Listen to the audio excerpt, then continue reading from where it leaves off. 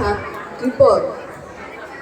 আমি ভিক্ষা করে ফিরতেছিলেন গ্রামের পথে পথে, তুমি তখন চলেছিলে তোমার স্বর্ণরথে।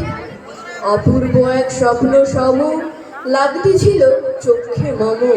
কি বিচিত্র শোভা তোমার, কি বিচিত্র সাজ। আমি মনে ভাবতেছিলেন এই কোন মহারাজ।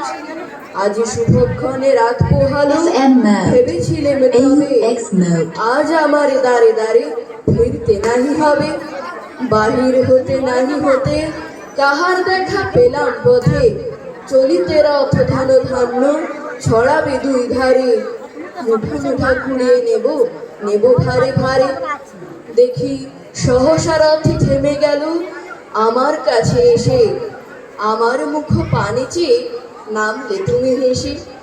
দেখে মুখের প্রসন্নতা জুড়িয়ে গেল সকল ব্যথা, হেন কালে কিসের লাগি তুমি অকস্মাৎ। আমায় কিছু দাও গো বলে বাড়িয়ে দিলে হাত। মরি একই কথা রাজাধিরাজ, আমায় দাও গো কিছু।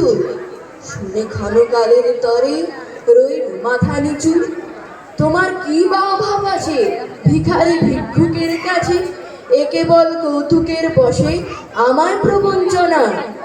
ঝুলি হতে দিলে তুলে একটি ছোট কণা, যবে পাত্রখানি ঘরে এনে উজাড় করি, এ কি ভিক্ষা মাঝে একটি ছোট সোনার কণা দেখি। দিলে পূজা রাজ ভিখারি রে, স্বর্ণ হয়ে এলো ফিরে।